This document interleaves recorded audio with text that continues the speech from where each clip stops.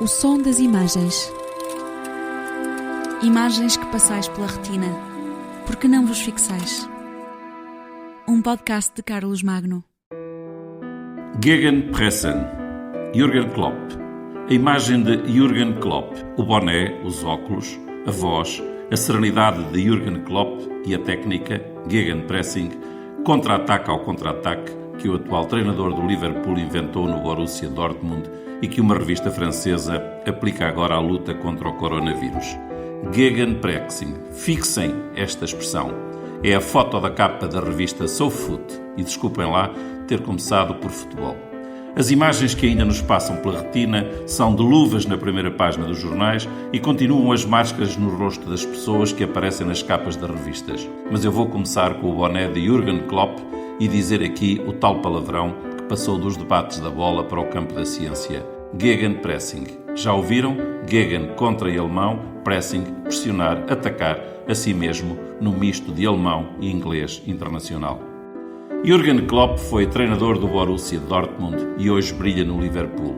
É por isso que abro uma exceção para falar deste intelectual da bola, sem a algazarra dos treinadores de bancada que andavam a saturar as televisões antes do coronavírus. A revista SoFoot pega num frame do jogo como se fosse um vídeo-árbitro e faz capa da técnica. Há cerca de um mês, perguntaram a Jürgen Klopp numa conferência de imprensa o que é que ele tinha a dizer sobre o coronavírus. Mas Klopp respondeu com silêncio, argumentando humildemente que não deviam fazer tais perguntas a treinadores de futebol, mas sim aos médicos e cientistas. Agora, a revista SoFoot presta homenagem a Klopp explicando que se combate o Covid com as suas táticas de pressing, gegenpressing, em inglês counterpressing e em português pressão sobre o contra-ataque do adversário. Na imagem da revista SoFoot, 4 jogadores do Liverpool enquadram um adversário de rosto oriental que eles tentam confinar. Explica a revista, com setas a indicar movimentos, dinâmicas convergentes, olhares concentrados numa bola que tem as cores do próprio vírus. Confiner l'adversaire é o título que explica com esquemas simples de linhas típicas do treino e das palestras de balneário. Subtítulo: Os gurus do Gegenpressing délivrent leur mode d'emploi, que é como quem diz, os gurus do contra-ataque ao contra-ataque explicam como se faz. Melhor do que isto, só os textos do Jorge Valdano no El País. Mas as imagens que passam pela retina neste quiosque virtual são quase todas sínteses repetidas de uma metamorfose forçada do mundo. Uma mudança que todos estamos a fazer e que os jornais ou revistas refletem nos artigos que sociólogos, psicólogos e filósofos diversos escrevem depois nas páginas interiores. Mas vamos às melhores capas e primeiras páginas dos últimos dias. Começo pela capa da Vogue italiana, que é totalmente branca, limpa de letras e de títulos. Também não tem qualquer imagem. É branca como a cal ou a pérola. Diz apenas Vogue. E o resto é o silêncio gráfico. Ao contrário da ela inglesa, que escreve Together Apart, em letras labirínticas, coloridas, com um coração perdido no centro da capa. Enquanto a Vogue portuguesa traz uma senhora na penumbra só com o rosto iluminado por uma forte luz que a obriga a fechar os olhos. A legenda desta edição portuguesa é Freedom on Hold, liberdade suspensa, e embaixo a promessa. Mas o medo não nos vai parar. Agora, na revista francesa da Córcega, em francês Avec eux, com eles é o título da revista Corse Martin, da ilha mediterrânica, que também se chama Oggi in Corsica, em italiano, enquanto a revista semanal do jornal La Razón, Espanha, escreve em latim, ao alto da página, In Memoriam. A coluna de letras desenha uma vela acesa. Mas eis que outra revista, Elle, em inglês, faz uma capa cor-de-rosa com um desenho quase infantil, com linhas a tracejado a dizer também Apart Together. Só que no meio das linhas vai desenhando casas, corações e termina numa espécie de reticências, como quem diz, ninguém sabe o que nos espera. Mais dura é a capa da revista Dinero. Nesta publicação espanhola, há o desenho de um caminhão a descarregar areia para a parte de cima de uma ampulheta. Digo bem, um caminhão a descarregar areia para cima de uma ampulheta. Como quem diz, servindo-se destes antigos instrumentos para medir o tempo, vem aí muita areia e muitos caminhões para a minha ampulheta. Caminhões carregados para manter a funcionar a pequena ampulheta que tem que ser sistematicamente reabastecida de areia para medir o imprevisível tempo que ainda nos falta.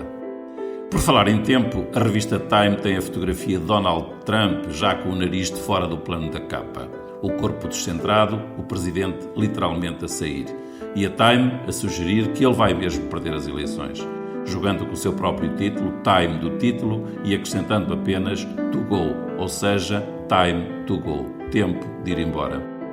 Em Los Angeles calaram-se os mariachis, diz o jornal ibero-americano em língua espanhola La Opinión. Os históricos músicos mexicanos que sempre se fizeram ouvir naquela rua de Los Angeles calaram-se porque não há ninguém nas ruas por causa da pandemia.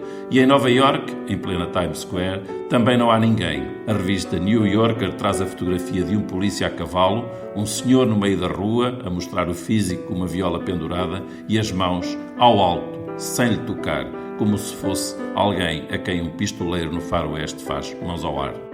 Ao fundo, na célebre parede dos neons e dos plasmas com publicidade, anúncios e notícias, está um homem suspenso no ecrã, que aparece pendurado no tempo. O título da revista New Yorker não podia ser mais objetivo. Covid, capital do mundo.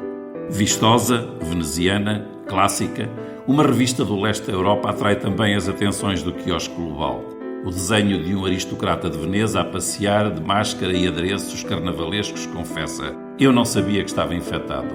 Este é o título da capa da revista Política, em letras cirílicas, mostrando que é dos Balcãs, vizinha do Vêneto italiano.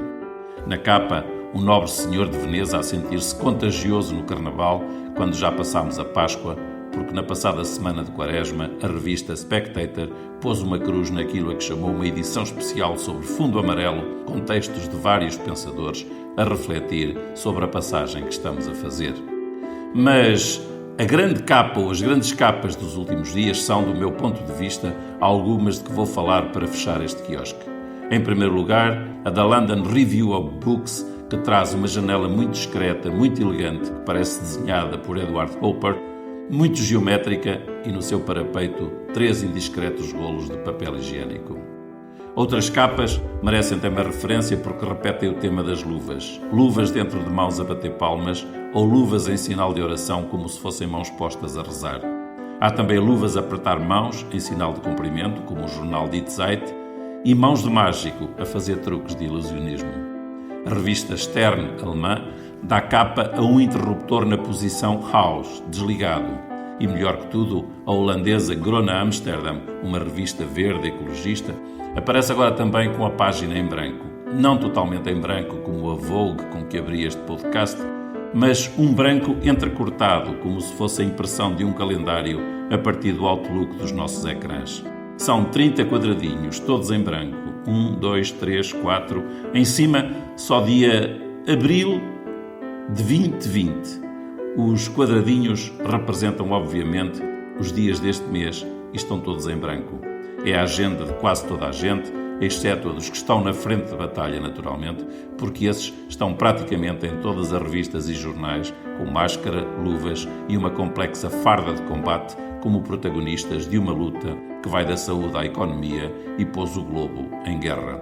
Não é a Terceira Guerra Mundial, nem a Guerra Fria ou a Guerra Quente, a Guerra das Moedas ou a Guerra das Línguas, mas uma guerra que sublinha toda a imprensa internacional. A China já ganhou sem disparar um único tiro.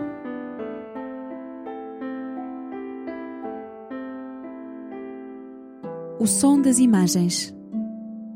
Um podcast de Carlos Magno.